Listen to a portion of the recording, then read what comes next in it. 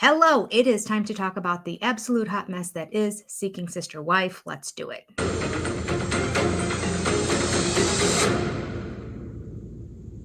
Okay, let's start off with Yesel and Danny. Yesel is still, we think, in the military somewhere serving his country, based on the sign that was on the wall last time that said, "Thank you for your service." He's still gone, and in this what I think was a fake scene, Danny and he are doing a video call, and she is sharing with him how things went sour at the dinner that she had with Jackie in the last episode. To refresh your memory, the reason behind that dinner was for Danny to share with Jackie. She is not down for Jackie having a baby. She's only down for Jackie banging her husband.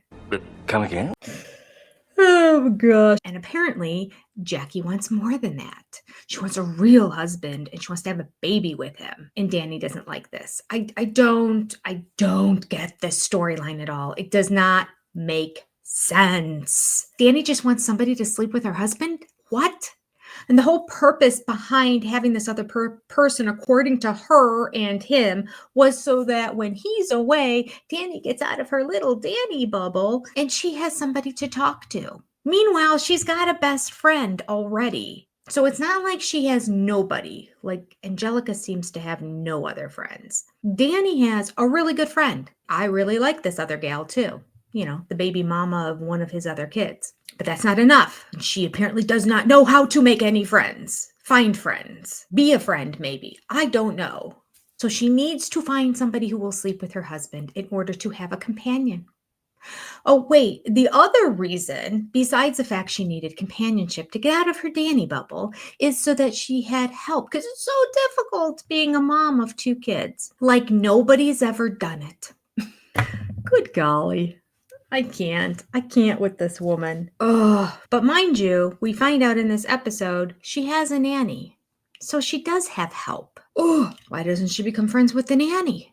It stinks. It smells rotten. This whole story just reeks of we wanted money, so we're going to play these roles to get on the show called Seeking Sister Wife. I don't buy any of it. None of it. So I don't even want to talk about it really. But let's see what they said. She has a nanny. She says life is so hard. This is not what I wanted. I don't even know what that means. Oh, I know what that is. That's what Yesel said. So she shares with Yesel, the dinner didn't go well. Jackie got up. She left. She basically tapped out of their relationship. Now, he's acting, I guess, surprised. He doesn't even look like he's surprised on there because he's not surprised because, you know, as soon as she got into the car, she texted old Yesel. So the two of them have been having communication this entire time. She said that they talk every day. This is Jackie I'm referring to. So, yes, Jackie texted him right away and said, how come you didn't tell me what's going on? Like, he's completely in the know about what's going on here again. So he's like, oh, she was upset. So where does it stand? Dumb. The whole thing's dumb. In the talking head interview, of course, he goes, well, you know, this is not what I wanted for you to break up with her. Yeah, we know, Yesel. We know you want to sleep with another woman. We get it. But thanks for reminding Danny. And if there's any little bit of truth to this, even if there isn't, it's still going to hurt to hear him say that. And of course, he doubles down by saying to Danny, so was there any wiggle room for you in the future that maybe I can have a baby with another woman? Especially if this isn't true. Of course, she's going to say no. This is just the worst. He wants to know if there's a world where they can work out this difference between them. A world where maybe we can all get back together again. Yeah, there is. If Jackie decides she doesn't want to have a baby, or if Jackie can't have a baby. That's the world. Okay, Yesel? Can you make that happen? But no, he wants the world to be that Danny gives in. Of course he does. The mother of his children, the one he lives with. She's the one that has to give in to allow the new little piece of A to come in. This terrible storyline. Danny goes on saying that she's hurt, that he wants Jackie back more than he cares about her feelings. Truth. Whether it's true or not, whether this whole thing is a lie, I don't know. But that's truth. Anything else with this insufferable couple? No, I don't think so. Oh, wait. There's a whole other page of notes here. Oh, yeah. No, that's the other Danny. So many Dannys. No, I don't have any other notes on the two of them. We'll keep the longest one for last, which is Danny and Ick. or Garrick. Let's go ahead and do Matt, Angelica, and Chenet. Now, this is such a sad storyline. Matt is with Chenet on this train dinner experience, which looks lovely. I'd love to go to that dinner. Food looked good. The site looked good. As long as I'm not traveling backwards. I think that would make me nauseous. Anyway, he started it off strong by telling her he missed her, giving her flowers, giving her a hug and a kiss. And then it just went downhill from there. You can see how she's frustrated that he's not contributing to their relationship of 3 years. This actually made me kind of happy because I just want to say, Chenet, run into the arms of this other guy that you're already sleeping with anyway, and just be gone. Take off, be gone. But I'm not happy with Matt, I'm not happy with Chenet, and I'm not happy with Angelica in this whole storyline. Matt, for obvious reasons. He starts to clam up. He doesn't speak that much. He doesn't try to get her back. He doesn't put any effort in whatsoever. So you could see how he wouldn't put effort into a regular relationship. Matt goes from not great to bad to worse to give it up. His ego is so fragile that the second Chenet says anything to the effect of, I don't like the way you treat me like this. I need you to show up more. I need more from you. And then, of course, what do you mean you went on a date with somebody else? I felt like you went behind my back. Matt, defensive, walls up, defensive. Whether Chenet's right or whether Chenet's wrong really doesn't matter in this case. His whole agenda was to get her back. And right here, he failed. Because he's like, well, you're sleeping with somebody, so why can't I go on a date? Because that's how he reacted, like a little child. God, these narcissists are all the same. Tit for tat. I'll show you how it feels. Well, that didn't work out because now Chenet is upset with him. He doesn't know how to remedy it. That was the end of the dinner. She basically walked away and said, I can't see a future with the two of you. I'm moving on. So Matt has to go home and tell Angelica this information. Angelica, before he gets home, is sharing with the cameras that she's praying this turns out well. She's prepping him ahead of time. She's making sure he looks all beautiful. He's got flowers to give her. You know, it wasn't his idea. Angelica has it all planned out for him. She's telling him, now remember, this is what you say, and this is how you don't act. She said, do what you have to do to get her back. And then in the Talking Head interview, she's talking about how like she needs her back in her life. She's the only person she has. She doesn't talk to her family, certainly not about these situations. When things go bad, she's got nobody to talk to. Again, why does nobody have a friend? Everybody needs to go to church, okay, people? Go to church. You get some nice church ladies who are very sweet and supportive and will spend time with you and will do activities with you. Will guide you down the right path. This is my solution for all of these people. They just need to get back to church, including Garrick and Danny, who claim they are following the Bible, but it's the Bible of Garrick because everything he says and does is not in the Bible. His whole life is the polar opposite of biblical principles. That's my answer. That's my answer. That's where a majority of my good friends have come from. One church or another throughout my life, or a Bible study here or there. And I don't know, it's just, you know, when you go to studies like that with other women, you become very vulnerable. And so you're sitting in someone's living room, it's comfortable, it's cozy, there's always food and beverages. And then you dive deep into the principles of the Bible, which are love, compassion, forgiveness. And then people start just sharing things they're going through. And you get to know people on a level that you wouldn't with just normal friends. You wouldn't share and bare your soul with just the everyday person.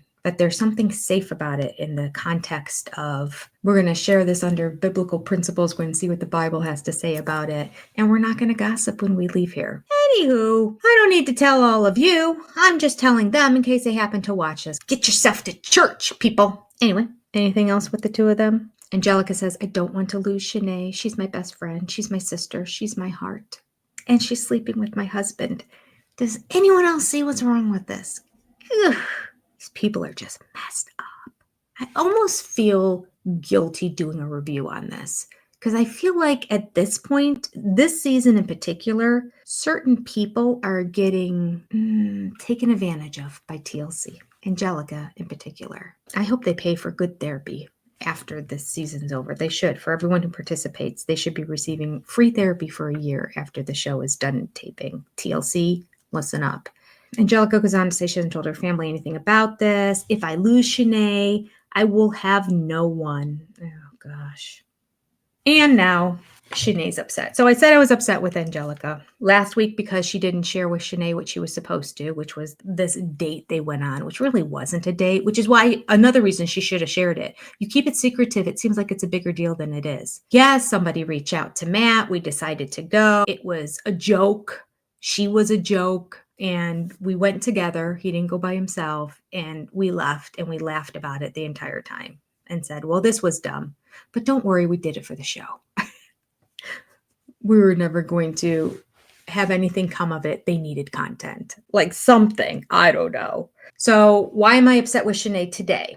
Well, because Chenet really is a bit of a hypocrite in this. She did move on, find another guy, is having sexual relations with the guy and an intimate one-on-one relationship, not a polygamous one, with this one guy. And when he shares that they went on a date, she made it seem like it was the end of the world. Now, Matt, who speaks no words, did not share with her. Nothing happened. I'm not interested. It was a disaster. I'm sorry we went there. I shouldn't have done it. No. Instead, he goes, well, you slept with somebody. I'm like, oh, this is just, the thing is blowing up more and more. So Chenet's all upset and she's crying and she's hurt by it all. Meanwhile, she's sleeping with another guy. So I guess she wants her cake and eat it too. Well, not really, because there was some chocolate cake and strawberries there that she never ate. She got up and left the table and didn't come back when the dessert came. And it looked really good. So Chenet, she lost out on that one. Should have waited till after dessert to do the dramatic I'm getting up and leaving. And also until the train stopped, because she had no place to go. Where'd she go? Into another car and sat in another, I mean, I think all the tables are taken in the bathroom, I guess. I don't know. And so now Chenet is upset with Angelica because Angelica lied to her, which is true. Angelica did. And I will give Matt credit. He did defend Angelica and say, I thought it was my place to tell you. But if that's true, he should have met with her sooner before Angelica met with her. Why did Angelica go meet and try to repair the whole thing when she knew they went on this other date that she didn't want to go on, but she didn't stand up and tell him no? Like, Angelica has zero spine. Spineless. What is that? An invertebrate? Pulling back on my 7th grade science. It's not too sharp. Anyway, spineless. I do believe their storyline simply because he's been sleeping with this other gal for 3 years. Angelica's devastated. She thinks she's going to lose a best friend. That makes no sense. Let Chenet find another guy. And then she can still be friends with Chenet. Am I right? You know I'm right. Why does somebody have to sleep with your husband to be your friend, Angelica? They don't. The fact that she's breaking up with Matt does not mean that she's breaking up with you, unless Matt refuses to let you see her if the two of them break up. And are they best friends? Have Angelica and Chenet really done anything together outside of Matt? Or is their relationship always the three of them? Or Chenet and Matt going off and Angelica being by herself, which would be so sad if that were the case. But it's very likely the case. I believe their storyline. I'm just saddened. I'm saddened by the whole thing. And Matt, he needs to get kicked to the curb for sure. Angelica needs to find a real man. Maybe Chenet can hook up Angelica with her guy's brother or something. All right, let's do a palate cleanser here because that got me all worked up.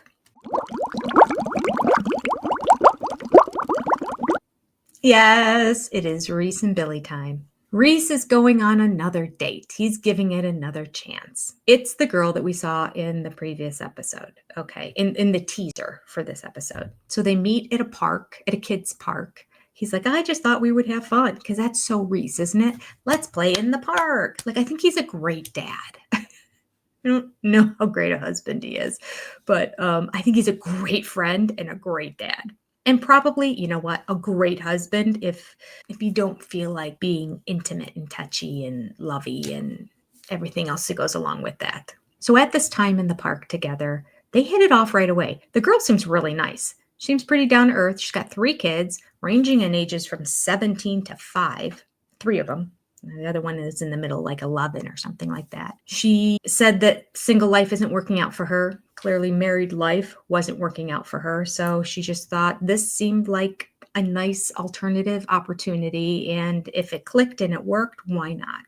I don't know what the 17-year-old is going to think of Reese, but we'll see if we ever eventually get there. So they're having a good time, and eventually Reese decides, let's go to this local place and warm up, a bar or something like that, a little restaurant. Now, the girl is kind of saying all the right things and seems kind of interested in Reese. She's clearly more interested in Reese than Reese is in her, although I think he's enjoying her company for sure, because she seems like she's a fun person. Her personality is similar to Billy's. She's kind of talkative and seems very friendly. So they go to this restaurant, and the girl, I can't remember her name. I don't know if I wrote it down. I probably did. Nikki, there it is. Nikki, I keep calling her the girl. Poor Nikki. Nikki said, I'd really like to meet your wife at some point. So she is pushing this thing forward. Nikki also said she's thrilled that it was Billie Jean, the wife, who initiated this whole concept, because I thought it would be kind of weird if it was all his idea, but it's not. It's his wife's idea.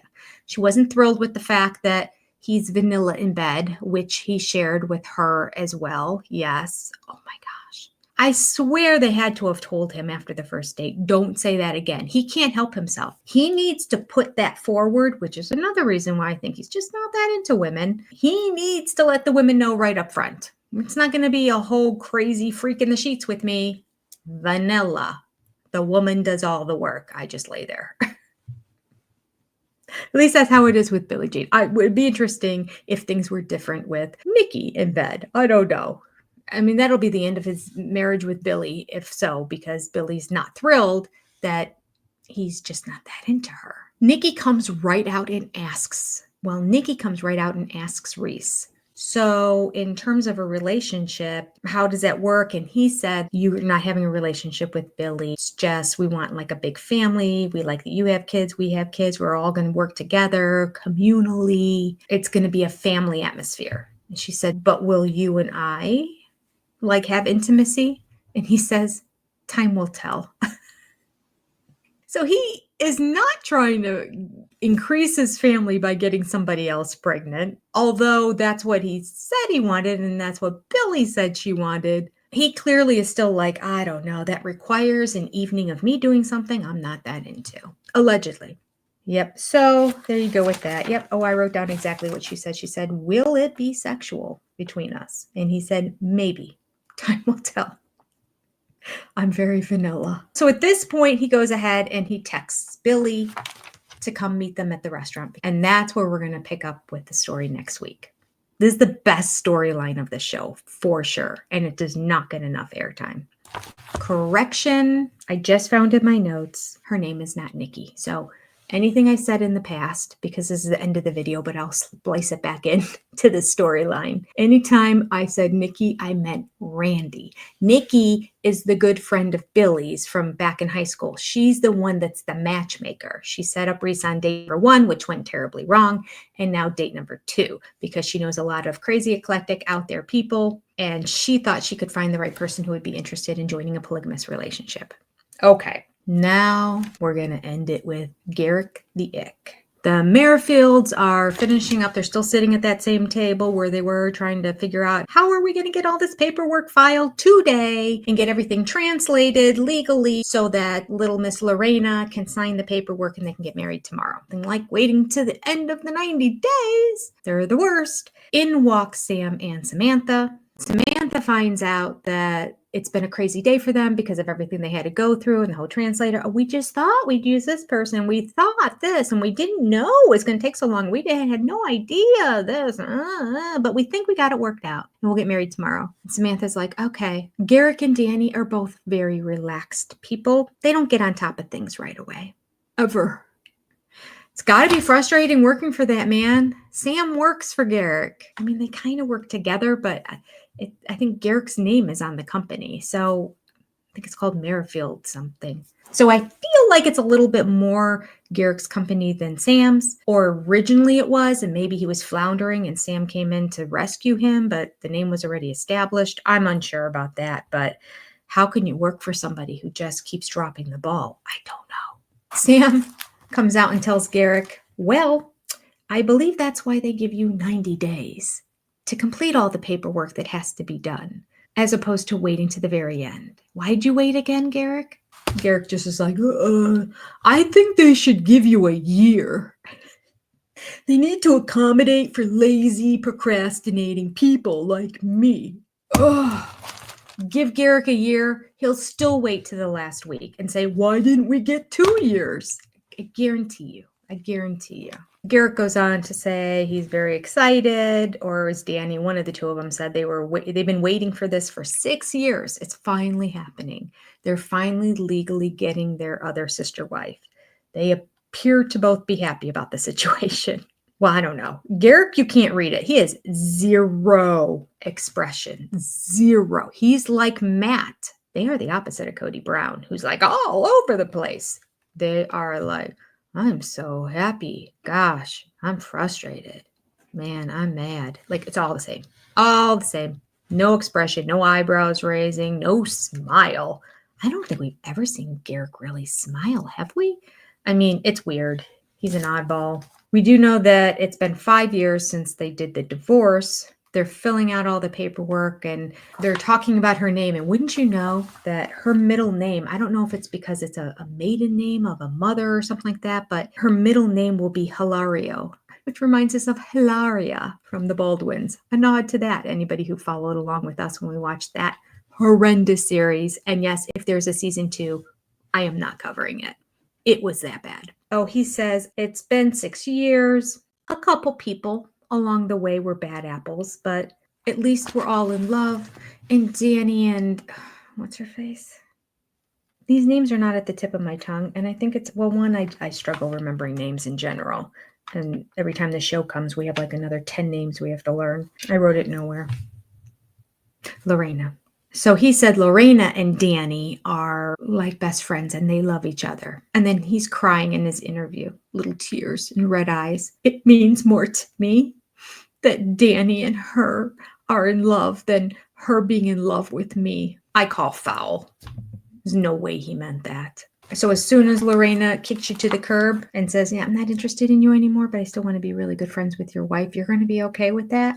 No. Nice try, Garrick. It's the next day, their wedding day, if you will. They're just going to the courthouse to sign the papers. Lorena's a little upset because she was expecting a big, beautiful wedding, but there wasn't time to plan the big, beautiful wedding because Danny and Garrick waited to the last minute. These are her words, not mine.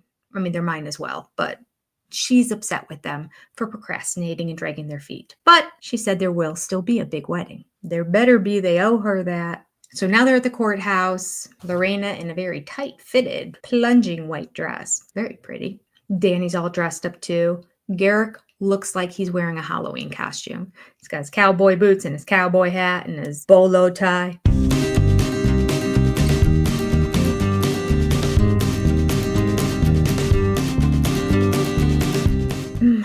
What is this? We've never seen this before, and it doesn't look authentic. I know you live in Colorado, but that doesn't mean this is you. You're not a ranch hand or a cowboy. You live in the suburbs. I personally think the reason why he dressed like that is because the cowboy hat made him look taller. Because as soon as those two girls put heels on, whoop, they towered over him. I think that all these guys have little man syndrome. Boy, a lot of short men in polygamy, huh? What's that all about? So they go into the courthouse. We've got Danny outside, and the producers are just sitting there interviewing her. And she starts off with the whole, it's fine, it's great. I'm excited and looking forward to this day. I mean, it's a little bit sad because of what we had to go through with the divorce. And now just being at this courthouse, it reminds me of how we had to go to this courthouse to get the paperwork for our wedding. And yeah, so that's a little bit sad there. And then we came here for the divorce, and that was a sad day too. Just the notion that I had to go through the divorce. And then she shares, we've been through so much. When we were here for the divorce, which was before bimbo number 1 from Brazil, they had gone through a bunch of rough times before then. And she said there were a couple times they almost divorced. Okay. Does this not fill in the blanks for all of us? Her and Garrick had a lot of problems and they almost divorced before they started looking into Roberta, Brazilian bimbo number 1. I think it all had to do with the fact that he heard from God. Allegedly. And they should be in a polygamous relationship. And she said, heck no. And he pushed it and he pushed it. And she threatened to leave and she couldn't do it because she was in love with him. Oh, and she felt bad for the boys maybe because they were a little bit younger when this whole journey started, and I am sure that it was a couple years leading up to it before they actually went into the whole Lorena situation. So yeah, so her kids were probably in like late elementary school at the time, and she thought, I don't, like, no, and he'll get over it. And he kept saying over and over again, let me clarify, he kept lying over and over again and saying that God spoke to him and told him that this is the purest way to get into heaven and that she would be rewarded greatly for participating in this. And he wouldn't change his love for her. This is how it went down. And eventually, because she's so weak, and you can see that, and even her brother's kind of weak and he doesn't speak up that much, and her dad and her mom are wimpy. Definitely the mother. The mother's more wimpy than Danny even is. She's like, okay, if that's what you want to do. Oh. And by wimpy, I mean they just don't speak up. They just like Garrick, who barely speaks, is able to manipulate everybody in this family. It's very, very, very sad. So he finally convinces, this is my story again, he finally convinces Danny, if you want to be in line with God, you'll be in line with me on this. And so she's like, okay, I guess if that's what it takes to keep the marriage together. I wonder if he ever threatened to leave her. That would be interesting information. I don't know how much this will ever get from her because she's still like buying into it and drinking the Kool-Aid 100%. Hook, line, and sinker, he's got her convinced. This is a thing she should be doing. You'll have a best friend. She'll be your friend. Controlling, manipulative. That's why he's crying over the two of them getting along, because he knew that's the only way this was going to happen. There's no way he's going to get her to agree to another person unless the two of them get along. So now he's crying tears of joy. Finally, at the end, somebody that she really likes and really likes her. Praise Jesus. I can alternate women every other night. I'm so blessed. So she goes from it's great to the end. She's in tears, of course. She's crying because she's sad over the fact that she had to divorce him. She's sad over the fact they're getting married, and she's standing outside. And that's the end of the episode. Exhausting. I hope you caught that all, everybody. Sad, sad storyline. This is another story that's true, though. So I believe the Reese Billy Jean one-ish. I'm starting to wonder about them a little bit just because Billie Jean wants to expand her family, but she's not jumping on the idea that there's somebody else who's willing to carry her child for her. She didn't have to do anything. And they're like, we'll think about it. We still want to have the big family compound idea, so we're going to continue to pursue that. Why? I don't really understand. Why can't you just have friends that live nearby and you all help each other out? Why must it be polygamous? Why must the other person sleep with your man? Can somebody explain this to me? Because theirs is not a religious thing. It's just sleep. I don't know. Maybe she thinks if somebody sleeps with her guy, it'll get him going more and then he'll want to sleep with her more. I don't know. Oh, it's a mess. It's a mess. So that's a story I believe, though I'm starting to wonder now because they didn't take up the friend on the offer that she had. They should have jumped on it. The Angelica Chenet one is true, but weird as all get out because Angelica, for some reason, thinks this is the only friend she can have. And finally, this Garrick and Danny one is real too. So sad. They're all sad. This is the saddest show on television. It's just, you just want to go, God. The whole thing is pathetic. And there we go. Welcome to another episode of Seeking Sister Wives. I'll see you next week. But join us as we watch it live at 9 p.m. together on this channel. Live reactions at that time. Take care. I'll see you next time. Bye-bye.